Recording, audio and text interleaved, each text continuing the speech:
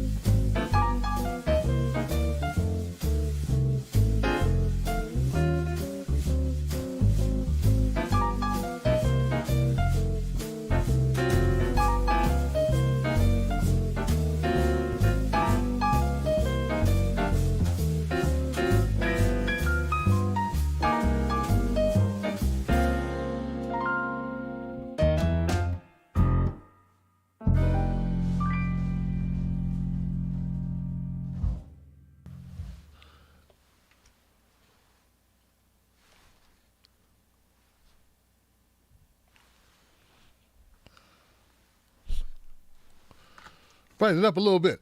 Hey, people, how y'all doing? What's going on? Hello, hello, hello, hello, hello, hello, hello, hello, hello, hello, hello, hello, hello, hello, hello, hello, hello, hello, hello. Welcome to the show. Welcome to the show. Welcome to the show. Welcome to the show. Welcome to the show. Welcome to the show. My name is Tim Black. Welcome to the Tim Black Show. Glad you could be here. Thank you for being here, people. I appreciate you. Periscope, YouTube, Facebook. That's right. Got a couple stories we're going to talk about tonight. I'd like to make sure that everybody can hear and see. I mean, you know, the show. Let's go check our people on dismiss. Like to go and check people on YouTube. Make sure YouTube is live and running. It looked like it was live and running to me, but yeah, no, I got to make sure. Aurora, Kathleen and Rahul, Michael and K2, and Kenyon, Mike Sarvis and Karen M and Violet at the Content Boutique.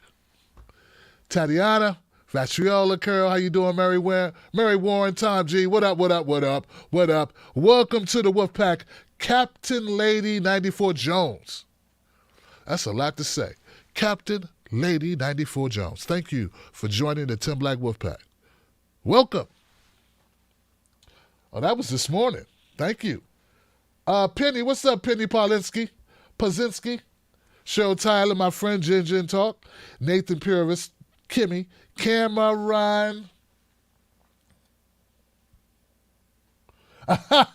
Cameron Smith says, Tim, have you seen that the shithead Mnuchin said that this one-time payment should hold Americans over for 10 weeks? Poor goddess Allura. Oopsie. Artificial morphism. Pinette Green, and Jilly Love 101. All right, Renee Rogg, Rev Marie is in the house. Thank you. I see you got the wrench out. Thank you. And Progressive Keeve 78. Sign of the Times. I hope to see you as well as Dave from Stone Mountain My man Eli. Eli, how you doing, man? You guys got to check in with me, Buck. Make sure you guys are doing okay now. It's hard times. Things are going on now. Let's go see if we got people over there on Facebook land. Suzanne Black, what's up? Are we related? Sabella Nile in Margarita Silver Potts, Victoria Bowman, Rose Wade, George Scheller, Barbara Blackwood. The Blacks have it. Lice Thomas, or Luke Thomas, my bad, Luke. Janice. Hey Janice, how you doing? Welcome to the show tonight. Hey Rita, hey Heather, hey Valerie, hey Durong, hey Dang Tong Duong. What's up, my brother? Loretta, Sheila, and Reggie Owen, Margot, Nikki King, Chaka Khan, Chaka Khan. Michael, what's up, man? What's up, Julie? What's up, Uli? AJ, Bruce, Jay, Jasmine, Ryan, the whole crew. Danielle, thank you for being here, as well as James and Joyce and Ryder and Elaine. Thank you so much, guys, for being here. Look, guys, let's jump into some topics from the news that you may have missed in the news cycle that are happening now. Oh, wow, guys. I like to start the top of the show off by saying thank you so much, guys, for understanding that we do our best here to call it straight, and we don't try to hedge, and we just call it what it is. And I want to thank my wife for trying to keep me sane over the last couple of days. I'm very much disappointed that a story about Bernie Sanders has been fabricated. Not only by corporate media, but also independent media. It has been a false story has been peddled by the likes of colleagues who I had respect for, and it bothers me very much that they don't question corporate media propaganda. And it's really troubling to me that there's so many people let it slip by them that they just kept. I feel like I'm the only person not in on the joke, that there's a joke and everybody's going to go, ha ha, psych, we just playing. We just playing. We knew that.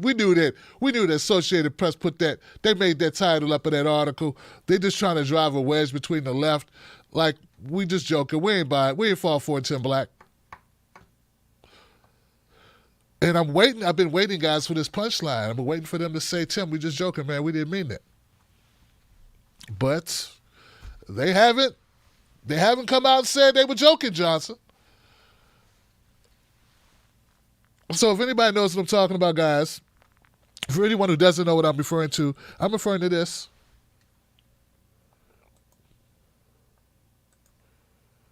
Okay.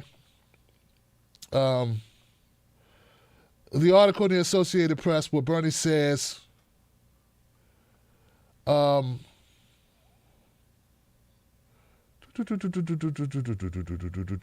he also vowed to continue fighting for progressive priorities, such as his signature Medicare for All as a senator, even though Biden has refused to embrace the government-backed single-payer health care system. He also says, well, maybe it's not up here for a reason. Maybe because I need to let it go. Maybe I just need to let this go, man. Maybe I need to just move on with my life and pretend this didn't happen. Where they said that Bernie said that people that voted who wouldn't vote for Biden were irresponsible, but he never said that. And they titled the article that Bernie calls his supporters, his loyalists or whatever, irresponsible. And that's not what he said at all. And for some reason, nobody wanted to, I feel like for some reason people didn't want to, I guess they get tired of Bernie. You know, they got tired of Bernie. I don't know what it is, man. I mean, I don't know a better way to put it. I don't think there is a better way to put it, guys. I think the prevailing notion I'm getting for people who call themselves progressive is that they ready to move on, man. They're not, they're not interested in this. They're not interested in the truth of the matter, and I guess that's just where we are, guys. So. Yeah. So anyway, guys, so that's where we are with that. Now, today, let me get out of here, guys. So, I did a long-form video about it. I explained what people got wrong. I explained what Bernie was talking about was he said it would be irresponsible if we sat on our hands, if we just because we don't like Joe Biden, that we sat on our hands and did nothing. Didn't say vote. He didn't say vote for Biden. It was never, you need to vote for Biden, was never written in the article at all. And a lot of what was written was framed that way by the Associated Press. So I'm still upset about it because I know I read the article and I know other people read the article. And they just read the title in the first line of the article that says Bernie says people are irresponsible. So it was a quote. It didn't say where'd the quote come from. And the quote came from another statement. But be that as it may, guys, I now question like some choices I've made in the past and people I've been affiliated with. But here's the deal, guys. David Sirota is a speechwriter and a longtime friend of Bernie Sanders, and he recently put out I don't know what this is.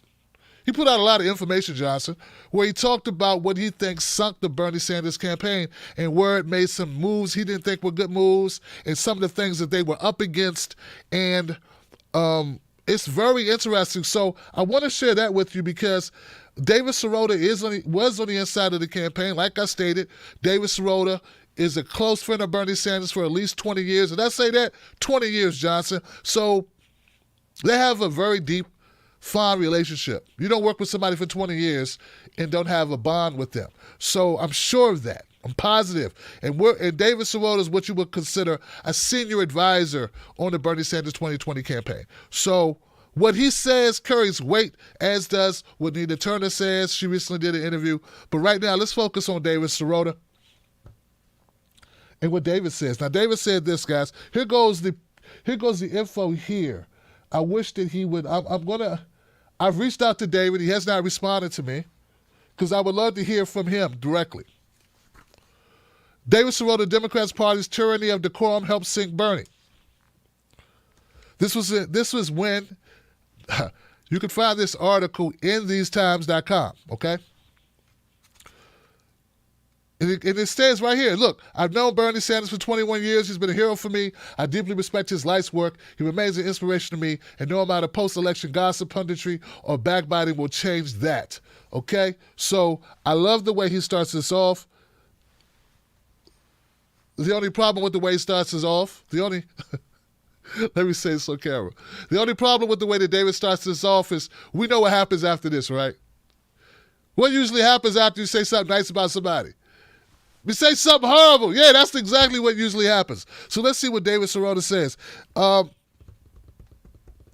He says if you read the autopsies of the 2020 Bernie Sanders campaign in the New York Times and Huffington Post, in the Wall Street Journal, Politico, BuzzFeed, or CNN, you probably read a version of a story that goes something like this about his poster Ben Tochin. Co-chair Nina Turner and I were fire-breathing monsters aggressively pushing Bernie to attack Joe Biden. Bernie refused to do it, and that's why Bernie lost.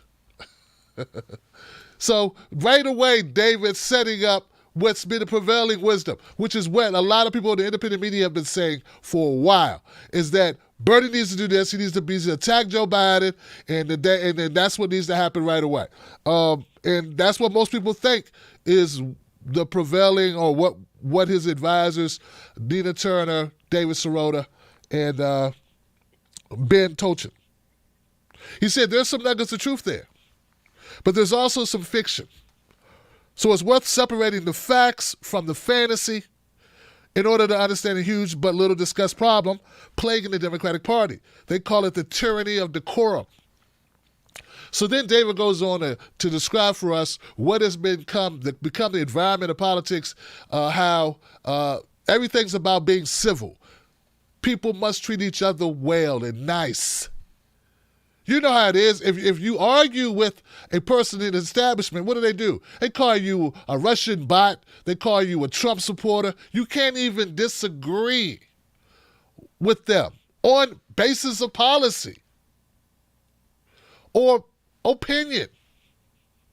Your opinion on policy can get you called a bot.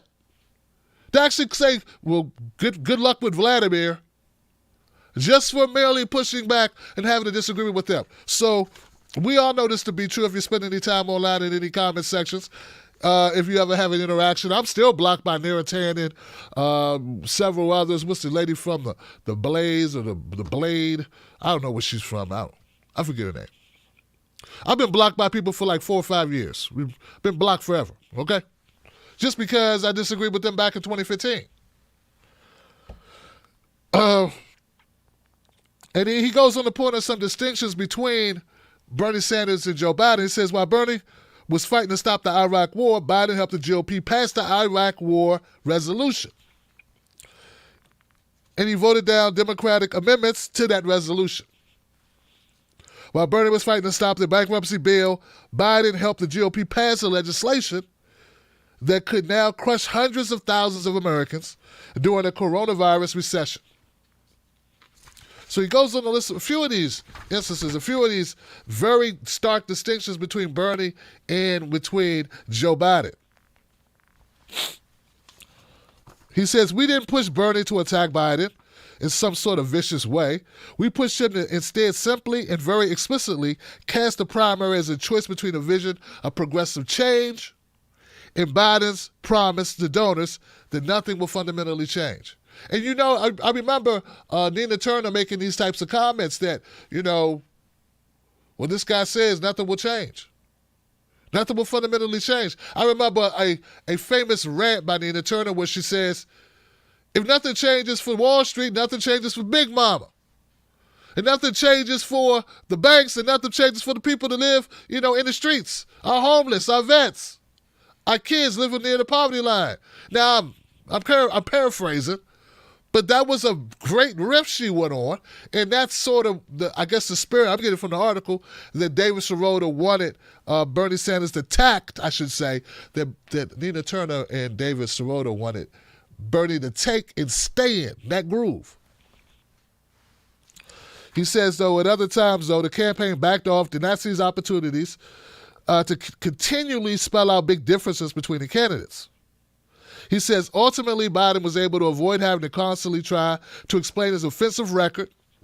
Instead, he was allowed to depict himself as a safe, electable unity candidate. Unity candidate. He said, it was not fun to always be one of the people pushing the campaign to be more aggressive and also eating shit on Twitter. And yes, he said eating shit on Twitter.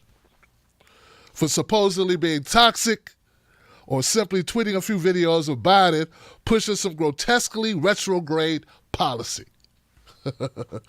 Yeah. And I defended him when I saw him getting attacked for stating truth. I mean, he wasn't calling people, you know, MFs and go to hell and, you know, suck something and eat something and call them cowards and scumbags. And, you know, he didn't go as far as some people go, but he was making very pointed comments about Joe Biden. Now, what I think is very interesting, guys, and I know some of you don't want to hear it, but I got to tell you, there's a part of the article, if you hear nothing else, because you heard all that before.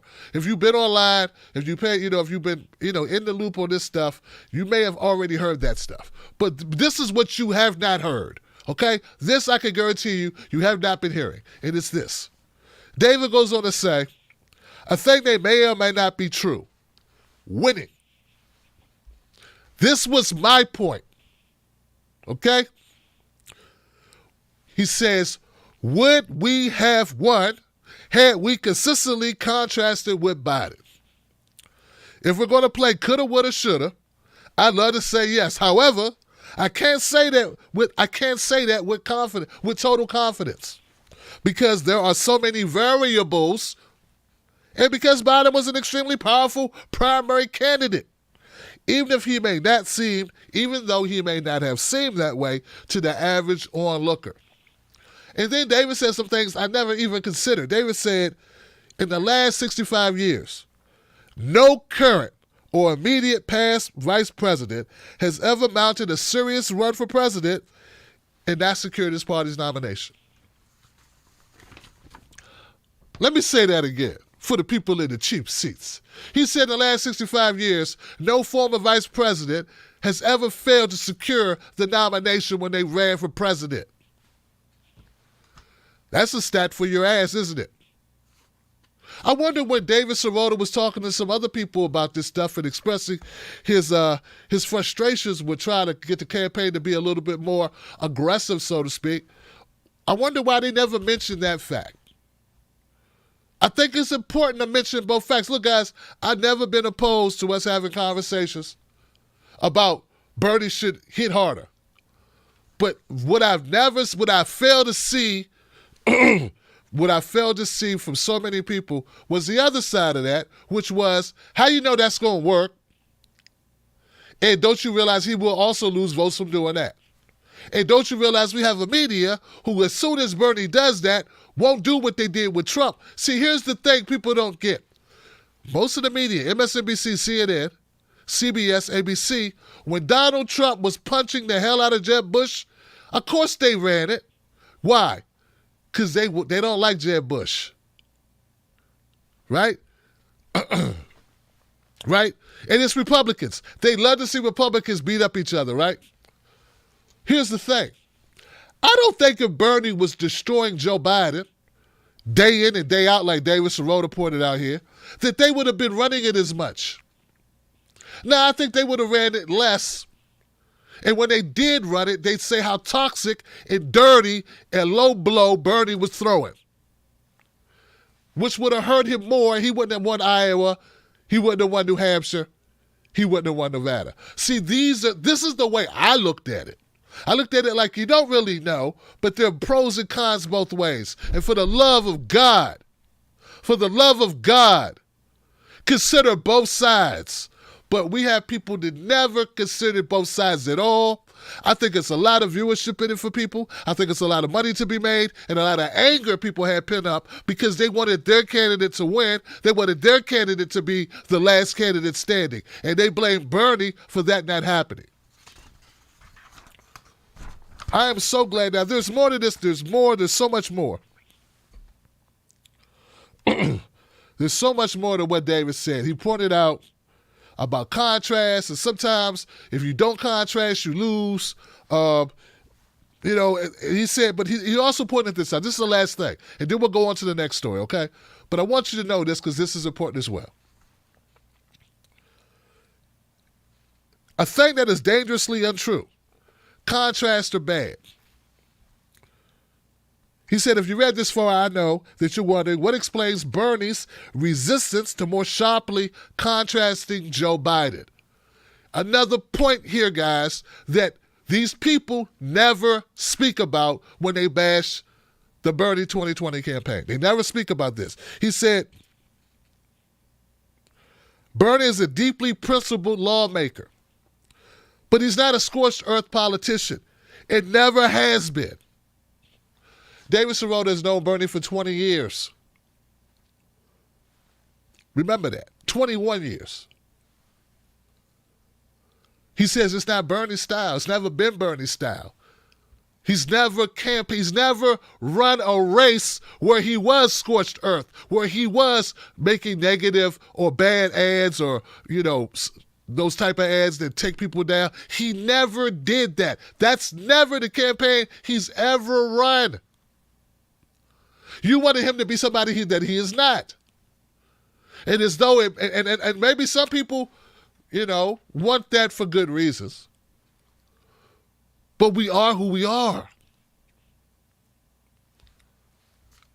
He says, since he was first elected in public office, his approach is one that seems defined by a belief that making real change from the outside, you must push hard, but always maintain one foot inside the power structure and not try to burn it all the way down.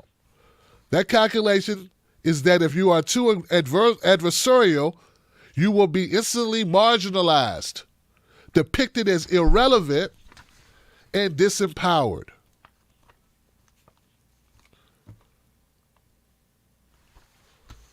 So he goes on, he keeps talking. It's a great article. David Sirota, my hat is off to you, sir. My hat's almost always off these days. I don't wear my hats that often. People say, Tim, you don't have your gravitas when you wear your hat on your show. I'm going to start wearing my hats again. But David Sirota lays out, what I like about the article, guys, is he lays out his fair critique. That's all I want is fairness. As we look at the autopsy of Bernie Sanders, can we have nuance?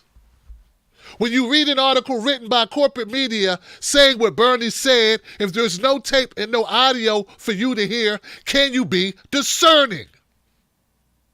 Yes, you could. If it was you and someone wrote an article about you saying, you said this, and they don't even have the whole quote, they take a word and put quotations around it and insert it in another sentence, how dare you read that to your audience and not include the full context? And if they can't provide full context, maybe you don't need to report on it.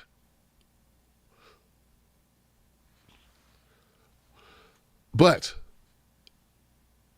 I would like to submit maybe, just maybe, guys, we can look at this for what it was.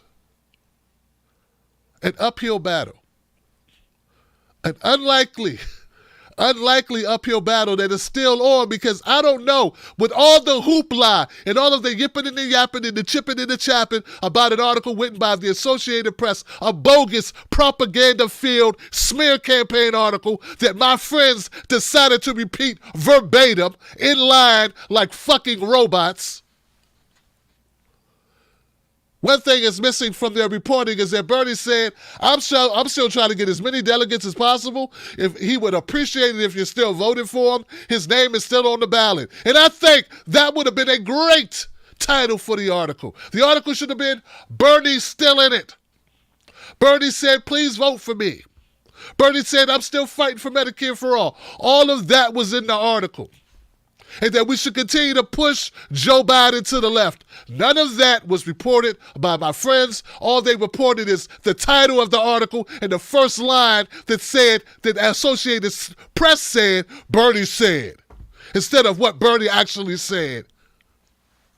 So, ladies and gentlemen, what we have here is a failure to communicate. It's going to be a long time, guys, a long time, before I have respect for those who don't respect this movement enough to give it due diligence. But I thank David Sirota for putting this context. And I thank Senator Nina Turner for her passion and strength. And with that, we'll move on to the next story. Speaking of passion and strength, speaking of so many things that are embodied in a person, that are positive, that are enduring, and make you say, wow, that's leadership, Johnson. We're talking about the best Morgan Freeman roles ever played by man or woman. All this time, Andy Dufresne, he was a good man. I told him he'd climb through a mountain of shit. You know, there's someone who's, there's somebody who popped back on the scene recently, and I'm like, wow, look at this person. Senator Elizabeth Warren's come back around, and she's got something to tell you guys. Yeah, she's got something to say, guys. Check out Elizabeth Warren coming back from the dead.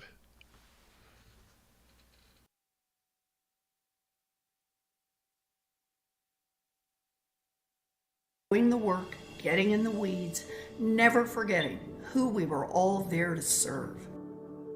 Among all the other candidates I competed with in the Democratic primary, there's no one I've agreed with 100% of the time over the years. But one thing I appreciate about Joe Biden is he will always tell you where he stands. When you disagree, he'll listen. And not just listen, but really hear you and treat you with respect, no matter where you're coming from. And he's shown throughout this campaign that when you come up with new facts or a good argument, he's not too afraid or too proud to be persuaded. Joe Biden was there at the very moment I became a senator. He swore me in, and when he did, he said, "You gave me hell, and you're going to do a great job." Because that's the thing about Joe. He wants you in the fight with him. And when you're in the fight with Joe at your side, you know you have a partner who's committed to getting something good done for this country. Joe Biden is a selfless public servant. He is committed to the fight for social, racial, and economic justice. Joe Biden will lead a government that works for the American people. And now it's up to all of us to help make Joe Biden the next president of the United States. Let's get to work. Go.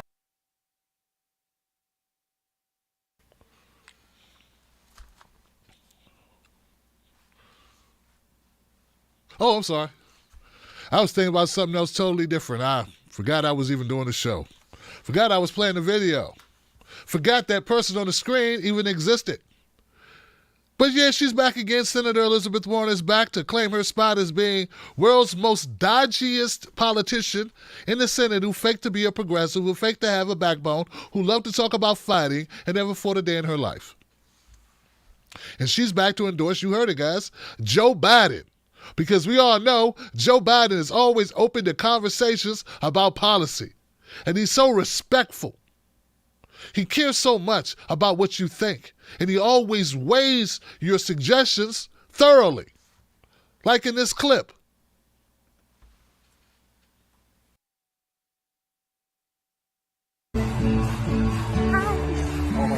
How do you feel it went?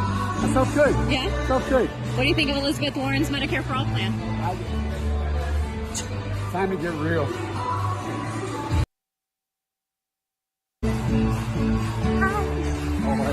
How do you feel it went? That felt good. Yeah? Felt good. What do you think of Elizabeth Warren's Medicare for All plan?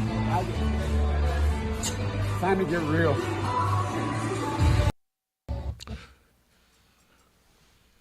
Yeah, man. Yeah. She wanted what? Oh, tell her to go do her fingernails on her toes, get a bikini wax and see me in the morning because, you know, come on, man. Tell her to get real.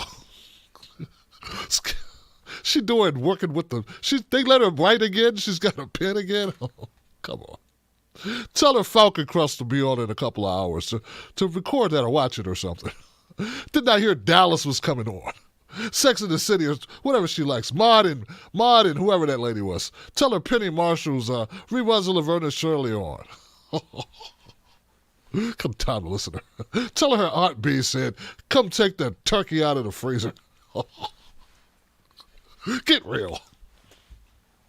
Yeah, that's Joe Biden, Mr. Old Respectful, Responsive. Always listening to a good idea. Always up to hear you out.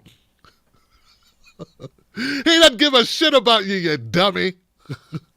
You big dummy. He's laughing at you. You spent all this time on those plans, and he just took his junk out and just said, I don't care. He took an abstract dump on your papers and then gave it back to you. Get out of here.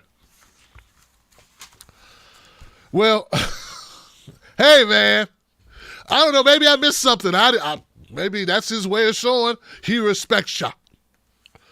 Well, listen up here, buddy. I'm not going to listen till you have to say these mean things about me. Listen here, Tim Black. I went away, gathered my thoughts. I was up there fighting for the Coronas. Me and my husband had a beer, and we didn't drink Corona either, sir. Mr. Milk Dud Head, I was up here fighting. I come back, and you still got things to say about me that aren't true. You're still nitpicking. I told you before, I don't stand up for anyone. So stop trying to make me stand up. I'm a lay-down person, and I fight by sitting down.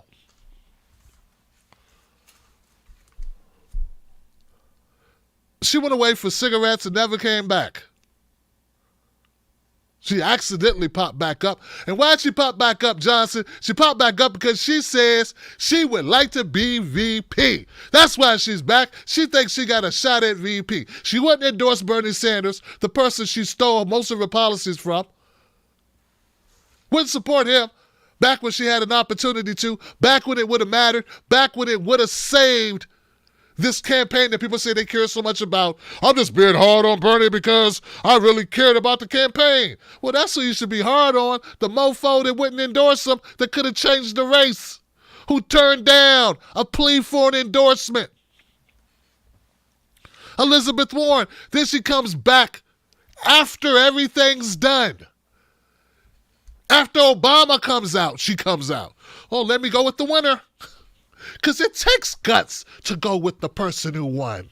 You know, the person who the president went with. The person after the last contender has endorsed him. Now I'll come out and have his back. Yeah, and show everybody how strong I am. How I'm a fighter.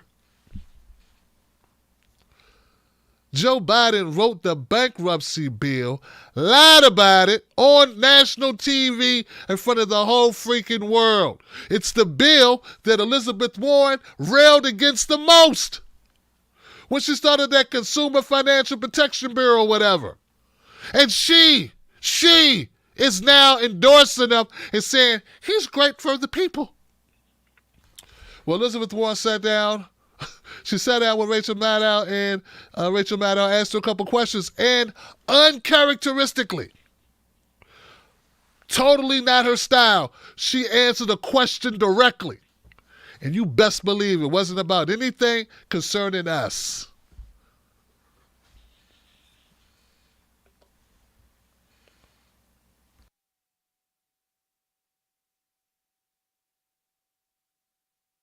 You know me. You know what I've been fighting for all of my career, so that hardworking people across this country get a real chance, and that opportunity doesn't just go to a handful of folks at the top, but really does go to everybody in this country, and that we make the investments to make that happen.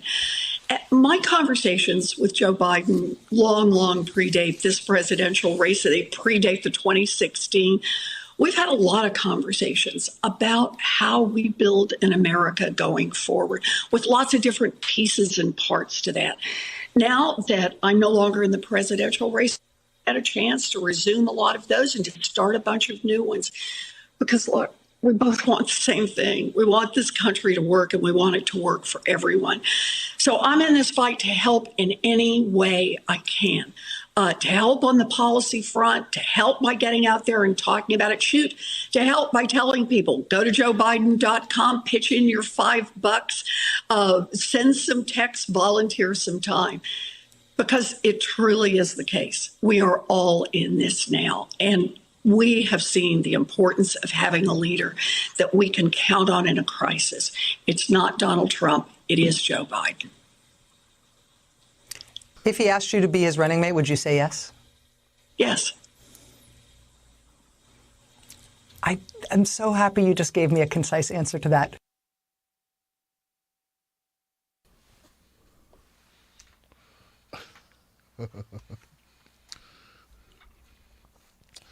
Yeah.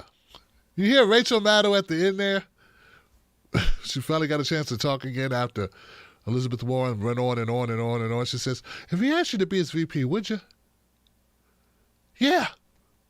Even Rachel was surprised. She was like, wow, I'm really glad you answered that directly. Wow. Because she never answers questions directly when you ask her. Never, ever. She does word salad. Oh, yeah. So Elizabeth Warren, will you support helping poor people, not live in the streets, die in the gutters, and watch their children get shot? And, what do you come up on that? Well, I gotta tell you, there was a time when me and my Aunt B, we used to make pancakes. And we made the most delicious pancakes in the entire Oklahoma City. And I would make those pancakes, and I would sit there, and I'd go, wow, I'd like some molasses on my pancakes. And she'd say, but what about the butter? Then we break out the butter. Then sometimes we get the syrup with the lion's head on it, the king syrup, and it was the king of syrups. But they said it causes the diabetes. I said, I don't need the diabetes. Then we started getting the Aunt Jemima, and I said, that may be a little insensitive to the blacks. So I stopped getting that kind. Then I started getting honey. And I like honey on my pancakes. Why? Hold on. Are you sleeping? I'm sorry. Did I put you to sleep? You know, I like sleeping too. Sometimes I bring a pillow with me just so when I'm talking, if I nod off, I don't hit my head on the microphone. Did I tell you about all the selfies I took last time I was here? Oh, I took so many selfies. I took the selfies and I took money from waitresses that was going to be the last of their $5 that they had in their pockets. I took it to fund my campaign. That's right. And that's why I want to be your president.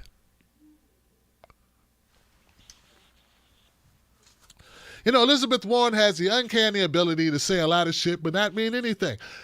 In other words, she's an expert politician. And she wants to be Joe Biden's VP. And it's something you may have missed from all of that word salad she was throwing at you. You may have missed the part where she said she had a lot of conversations with Joe Biden over the last few weeks. Yeah, I wonder, were any of those during the time when we were asking you to come out and endorse Bernie so we could beat the brakes off Biden? You know, after Pete and after, Amy came out for Biden. I wonder if you were talking to him around that time and decided, hey, I'll just stay tight and let Bernie, not get endorsements. I wonder if you talked to Obama as well, because you kept having all these phone conversations. Yeah. We already know what happened with this. So what's the big deal with this VP thing? People say you should take a look at Joe Biden. They keep saying it. Let me put my button back on. I wouldn't want to be accused for the 15th time of being a Biden supporter. Yeah, Tim's trying to sheep herd everyone back to Biden. The guy, the only independent media on the left who actually sells no Joe Biden buttons and T-shirts and has sold them for 6 months. He's the guy that they accuse of being a Biden supporter. But anyway, back to my point. So Joe Biden has this thing about women, we all know. That's why there's a woman by the name of Tara Reid who says that he sexually assaulted her back in 1993, and corporate media won't talk about it, won't lay a finger on it. Elizabeth Warren just proclaimed how great he was. To my disgust, Bernie Sanders endorsed him. Though he said he would, doesn't make me feel good about it. I hate it. I despise it. It's disgusting. Joe Biden should be questioned about Tara Reid. But Joe Biden says he loves the ladies, man. He denies all allegations. He said he didn't do a damn thing, man. Come on, man, listen. He didn't do anything. We can go outside. We can do some push-ups, some sit-ups. We can talk about it. We can do that. You want to, come on, fat. We can go outside and fight about it. He offers, he want to cash you outside. Joe Biden said, cash me outside. Notoriously on the campaign trail, Joe Biden was known for threatening people as they asked him questions. Threatening them to fistfights in the parking lot. Well, Joe Biden's also said on many occasions that he would love to have a woman as a VP. Here he is, Anderson Cooper and Dr. Gupta, where he talks about that.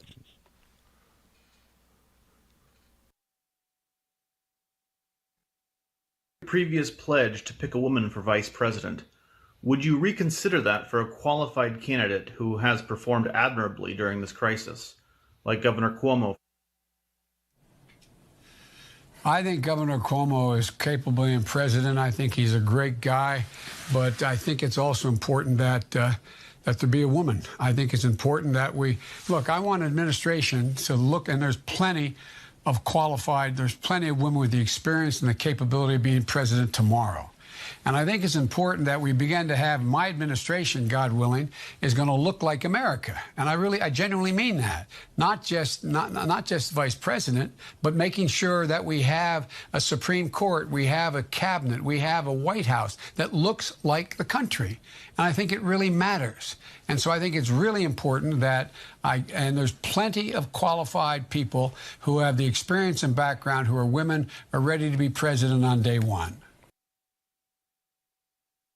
Let's get to one more viewer question from Scott Owens in Wisconsin. I think it's really important that we have a presidential candidate, a nominee who can complete a sentence, Johnson. All the way through.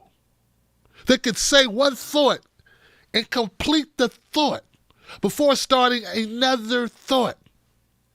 Might be a good idea, Johnson. It might help in these things called debates, where the whole world is going to be watching you not be able to finish anything.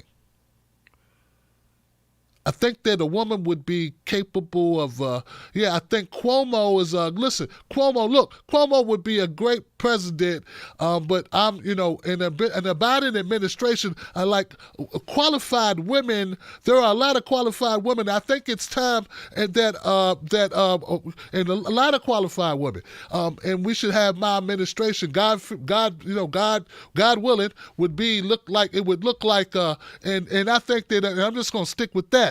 I think you should stick with being in the home. This is your guy. This is the guy that you crushed and thwarted and pushed to get behind to stop my guy. This guy. Hard to swallow. Look, I got nothing against there being a female vice president or female president. I want the best person for the job. Give me somebody I can believe in, that I'll trust. But more than that, give me somebody who's going to actually fight for me. Not say they're going to fight for me, but actually do some fighting for me, my friends, my kids, my neighbors, people across the world, all of us, to fight to make this country a better country for us to live in, and a friendlier country so other countries can exist and live in peace as well. That would be a beautiful thing. Where would that person come from? I don't know. I don't see it in a pool of people that they have been suggesting would be a good VP for Joe Biden. But I don't think at the end of the day it's going to matter at all, because I don't see Joe Biden defeating Donald Trump. Donald Trump right now is having checks printed out with his name on them. Those stimulus checks, the hard copy checks that are going to be going to Americans, that they're going to be able to cash, the last thing they're going to be thinking is Donald Trump gave me money. Yeah, he just turned a negative into a positive for himself. It's going to be hard for Joe Biden, who can't complete a sentence, to contend with a guy giving people $1,200, some people as much as $2,900. I'm not saying it's right, Johnson. I'm saying it's reality. It would take somebody kind of exciting, kind of able to overcome that. And you think it's the guy who can't complete a thought. Okay. And I'm a Russian bot for pointing it out. I'm a Trump supporter from telling you grass is green, water's wet, and ovens when turned on are hot. But okay, fine. You win. No problem. No problem. Yeah. So what else did Joe Biden do? He did something else weird. Besides that, he did this. Previous pledge to pick a woman for vice president. Would you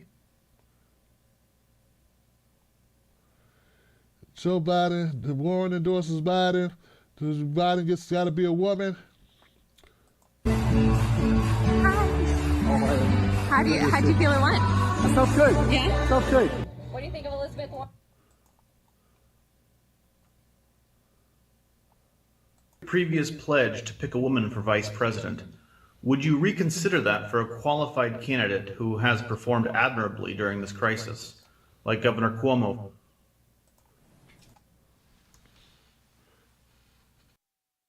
I don't know, man. Okay. I had another clip. It's somewhere here. I don't know where the hell the clip went. Where'd my clip go? Okay, fine. No problem.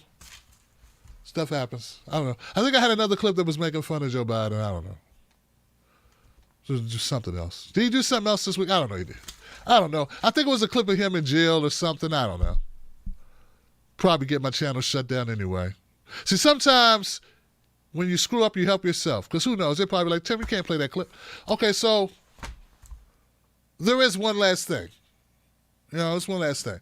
But before I do that, guys, can we stop talking about Cuomo?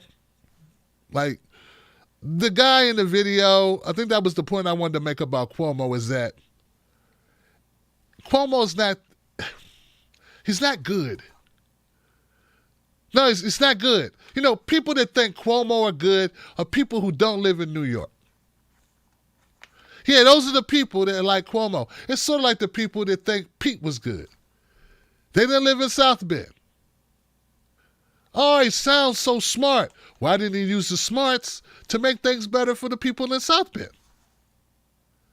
But you don't live there, and you just look at how someone talks, and you go, he seems so good and smart. He seems like he'd be so refreshing. He did a shit job in South Bend, sort of like Cuomo. Cuomo does a shit job in New York. You like him in sound bites where he gets to pretend to be Democratic or progressive or something. But in reality, he's a corporate tool. That's all he's been. He cut Medicare. No, he cut Medicaid in a pandemic. Case closed, face closed. Who cuts health services during a health crisis? Andrew Cuomo. And still, we have people who have the Google, they have the Bing, they have the DuckGo, and they can look these things up. They don't look them up, Johnson. They watch MSNBC like the dumb bastard in this video asking Joe Biden the question. They watch that. They watch the MSNBC and the CNN, and they make their minds up. They know nothing.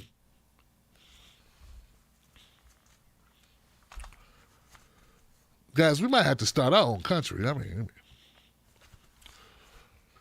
Might have to start our own country, Johnson, because it looks to me like we're not gonna penetrate the thick skulls. I mean, I can't even count on my independent media people to question the AP article. What am I expect from this guy? This guy, what I expect him to look on Google about Andrew's voting record or Andrew's governance in New York? Shit. What am I expecting him to do? Come on. Oh, these people think they should lead political campaigns, and that's another thing. Well, wait. You know what? I'm going to stop. Something else happened today that needs to be talked about. Yeah, something else happened today. Dr. Oz, you know Dr. Oz, another Oprah friend? Hey, look, when it comes to Oprah friends, Marianne Williamson is the best of the bunch. I like Marianne. But the rest of them are kind of weird. Now, some of you know I've been on the Dr. Phil show. He was all right. He cut my statement out. He edited me. I said something good. He just cut it out. Oh, yeah, we're going to get that, Tim Black. Listen here, Tim Black. I don't understand why you'd have to say that, Tim Black. We got our friend, blogger Tim. Hi, Tim. Say, hey, Mr. Black, how you doing, Mr. Phil? How you doing, Dr. Phil? It's all right, Tim Black. Then he cut my cheek. You're not going to cut me, are you, Dr. Phil? Oh, no, Tim Black, we wouldn't do that. We wouldn't do that to you, Tim Black. That dog don't hunt. Then he cut my shit. He cut it. So when it comes to Oprah's friends, and don't get me started on Jill or Jane, what's her name? Gail. Don't get me started on Gail. Gail went around all day going, where's the black man so I can destroy him? Where are they at? I want to destroy every black man I see. Got any black men back there I can destroy? Harvey, hey Harvey, love you, baby. Move. Let me find a black guy that jaywalked. Where he at? That's all she does. And then we have Dr. Oz. Dr. Oz is he a doctor? Because I know Dr. Phil isn't. I'm not a doctor. I'm not a doctor per se. I just, like Dr. J that played basketball for the 76ers. I'm that kind of doctor. Not a real doctor. Just call myself a doctor. Like Dr. Dre. I don't know. Maybe Dr. Oz is the same way because this dude gives out some crap advice. Here goes Dr. Oz on Sean Hannity saying what we need to do to get the economy going again. Why they thought to talk to Dr. Oz about getting the economy going again is beyond me. But here we go.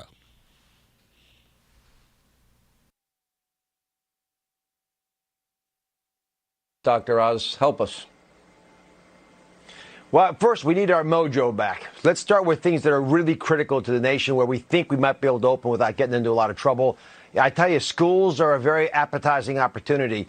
I just saw a nice piece in The Lancet arguing that the opening of schools may only cost us 2 to 3% in terms of total mortality. And, that's any life is a life lost. But to get every child back into a school where they're safely being educated, being fed, and making the most out of their lives with a theoretical risk in the backside, it might be a trade-off some folks would consider. We need to get industry back, supply lines. I mean, things that we can do without putting the nation at risk, Doctor.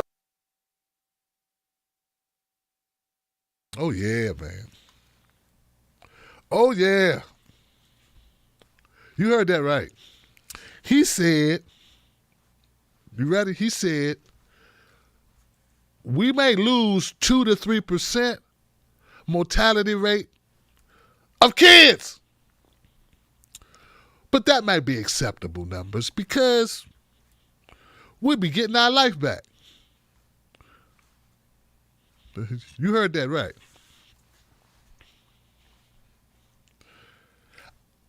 I did a video about this. It's up on the channel. You can check it out. One of the callers of the Tim Black Show, one member of the Wolfpack Carol, she had a great call about what's happening in New York and what she had to recently do. Gut-wrenching story, true story. It's up on the channel. Go check it out. Support the show and check out Kira's testimony. When Dr. Oz talks about we may lose some of the kids, I want you to think real long and hard about the kids he's talking about. You think he talk about Trump kids? You think he's talking about, I don't know, his own kids? Whose damn kids is he talking about? Well, I think old Dr. Oz is talking about kids looking like me. Kids that kids me and Mrs. Black would make. I could be wrong. Or kids, my friend Javier and his wife Maria might make. Or kids, I don't know, Heather and I don't know, Craig might make. Yeah, Cody, that's a good one. Cody and Sue Ann. There you go. Yeah. Poor white people names. Yeah, I got a feeling when Dr. Oz is talking about the Expendables, he ain't talking about kids from affluent families. He talking about kids of families from where you live at, where I live at, not from where they live at.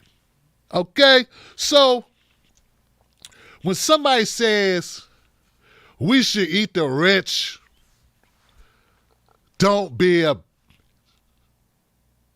agree with them. Because they got no problems eating your ass. This is a doctor.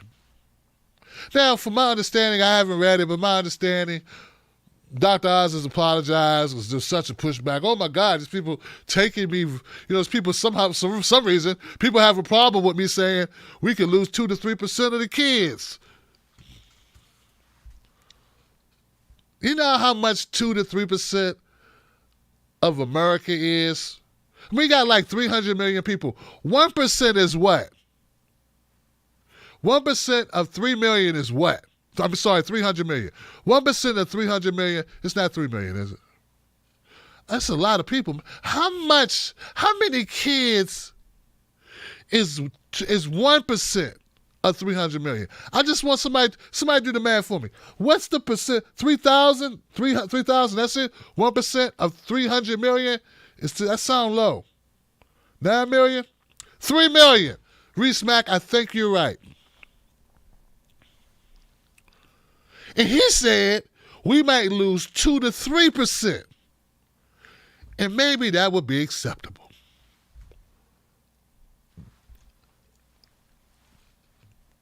If I lost, let's say I had, I'm not even going to talk about kids. It's too disgusting. How about we just say, if I had $100, nowhere near as important as kids, but we can't use kids because it's too despicable to use kids in the analogy, right? If I had $100 and you took,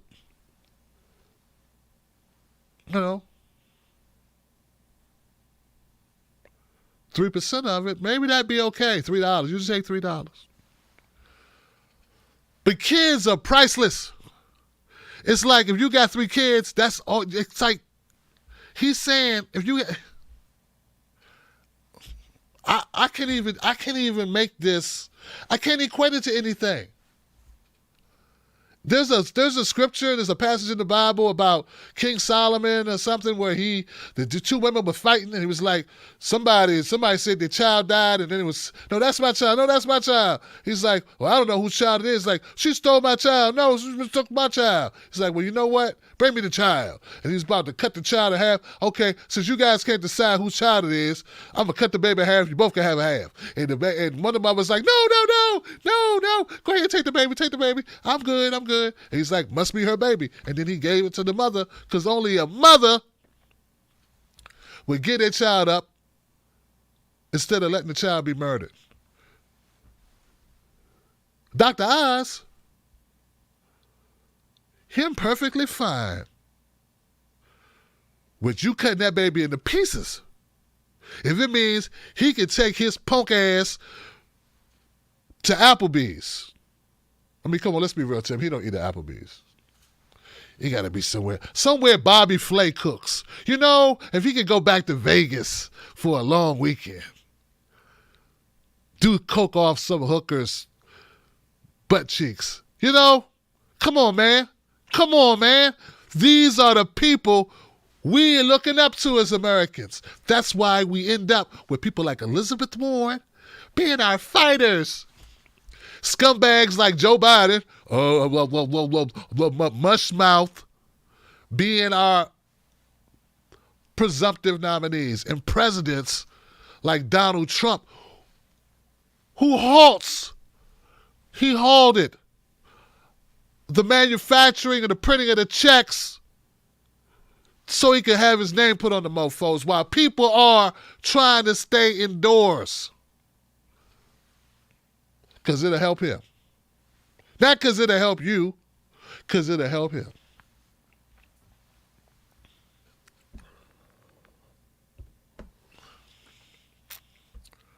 Ladies and gentlemen, this is what we're dealing with here in America. This is the deal, okay? This is what we got, okay? So look, hey, we're going to have to continue to speak truth to power on this show. We're going to have to continue on this channel to do everything we can to push back. These people don't care about us. They do not care about us. We need to come together. like a great comedian, Eddie Griffin, said, we need to come together like butt cheeks and be the shit. That's what we need to do. Eddie Griffin, thank you for that analogy. Now, tomorrow is Freedom Friday. Freedom Friday is when you get to call up to the show. You get to speak your mind. Call up tomorrow, 10 p.m. Eastern Standard Time. Join the fun. We're also live streaming on Periscope, YouTube, Facebook. And we also put those live streams. So when we have caller nights, guys, I want you to know it's also a podcast. So you can go on iTunes or Stitcher Radio or even Blog Talk Radio and get the podcast version so you can listen to it in your car. Or if you're like Kira, you can listen to it when you're on the road and you're trucking and you're delivering when you're on the road. All right, guys. Now, this is where I'm going to go to the comments section. I'm going to read your comments. Whew, what a night. Lord have mercy, guys. Oh, Lord have mercy. I tell you, man, I try to understand them. I try to respect them, but they don't deserve respects, do they? Do Dr. Oz, he don't deserve. He's got a show. Let you say something like that at your job. Captain Lady, 94 Jones, thank you once again. Michael Carlson, thank you for joining us, man. Thank you for joining. The Mark O'Brien. Yeah, AOC and Bernie both said Tara's story should be heard. I saw that AOC said it. I saw that Bernie said it. I'm sure some way people are making it negative, aren't they? When I say people are making it negative, it's sadly, Mark, I'm not even talking about CNN and MSNBC. I'm talking about some people in independent media have decided, real talk, they've decided to go after Bernie and AOC. And they say it's to help progressives. They have decided to go after Bernie and AOC to help the progressives. Also, just it. Some people said they were going to kill all the parents to help the kids. We're going to burn down the houses to help the homeless. Yeah. Yeah, that's what we're going to do. Yeah. It's counterintuitive. You wouldn't think it, but that's the way it works. What you do is you poison the ground to help the crops. That's it, man. That's the logic, man. You guys, you just got to be more creative with your thinking. Open your mind. This is how you solve problems. You destroy the thing that you want to grow. Yeah, you destroy it to make it stronger and grow. You kill it. Yeah, man. That's my mom taught me that a long time ago, man. You want something to grow, you need to kill it. You want the movement to grow, you kill the movement. You want to help progressives ruin their chances of winning re-election. You want to help Medicare for all, destroy the people that are pushing for it. Then tell everybody who watches you that it's to help. You're keeping it real.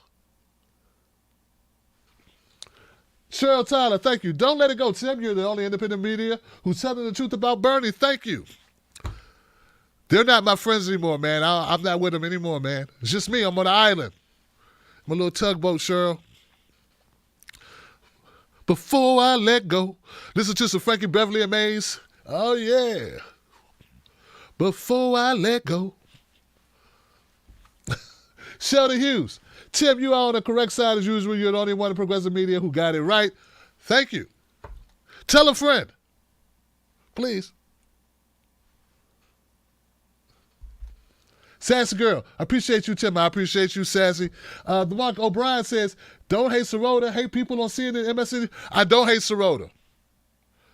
In fact, I was mad because I thought Sirota created Big Mouth. But I don't believe that now. I think Big Mouth is Big Mouth. I think Sirota is Sirota. So, Sirota's article is good. It's balanced. It's both sides. I think it's as close as you're going to get to the truth, Johnson. Or at least a fair version of the truth that doesn't demonize either side of the equation, which I've seen too much of. B4. Tim, some of your colleagues only care to promote their brand of progressives, so that means no progressives will ever be good enough for them. Exactly. Princess Queen, class warfare is what's going on. That's true. We have to stick together and make the changes by state. Washington and Virginia have gotten some things done for people. What VA do? Do tell, sister.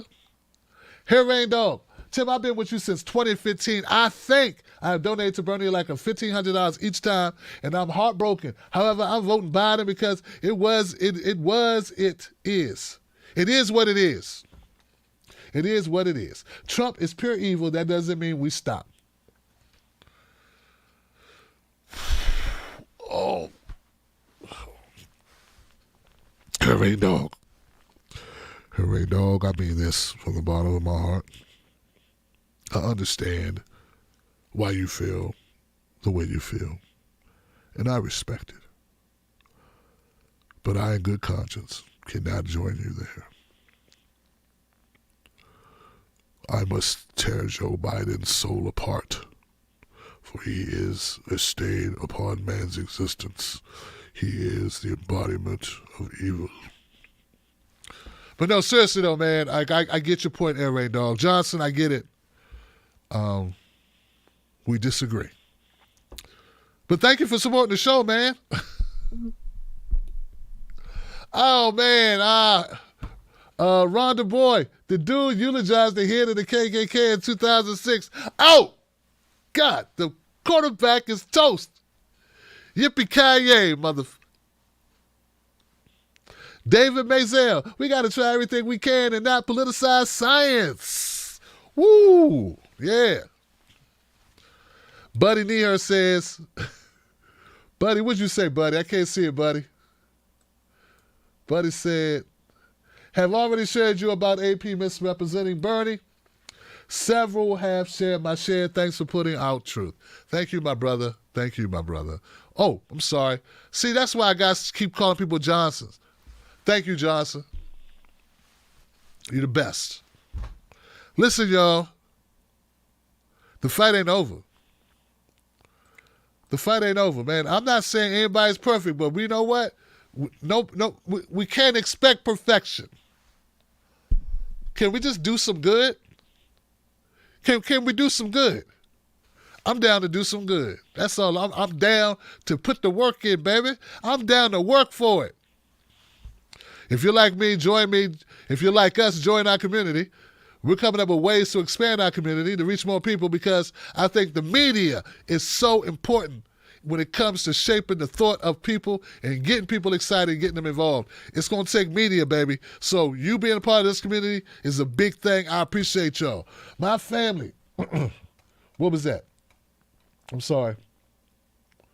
My family and I send love and good health to you. Well, thank you, Michael. My family sends good health to yours as well. Yes, definitely. Great show, Tim. Thank you, Sheldon. I appreciate you. I'm gone, guys. See you tomorrow. Don't forget it's Friday, Freedom Friday. Can we have a crowd? Can you guys be here? All right. Look, bring some cheese and some wine.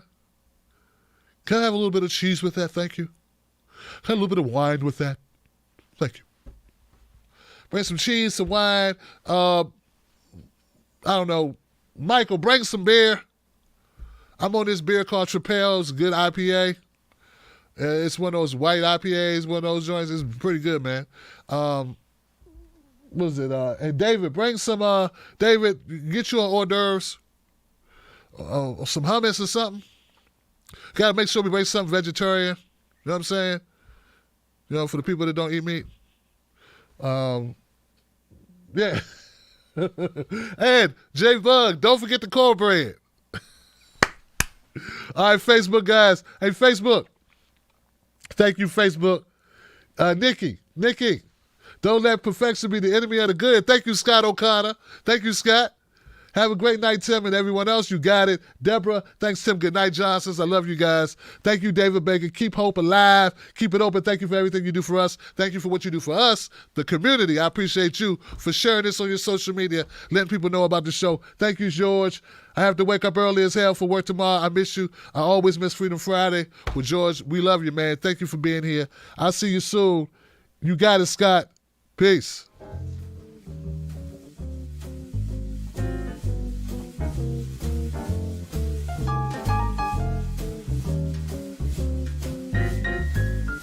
This show was recorded in front of a live internet audience.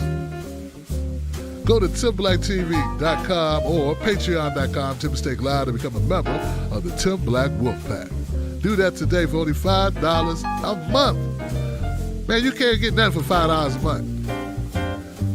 Well, you can, but not a lot of things can you get for $5 a month. You can get a membership in the Tim Black Wolf Pack for $5 a month. Do that today, y'all. See you there. Wolfpack Johnson.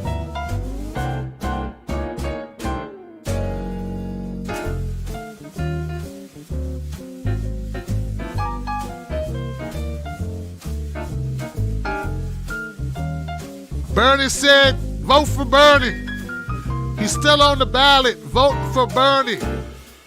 He's still collecting delegates.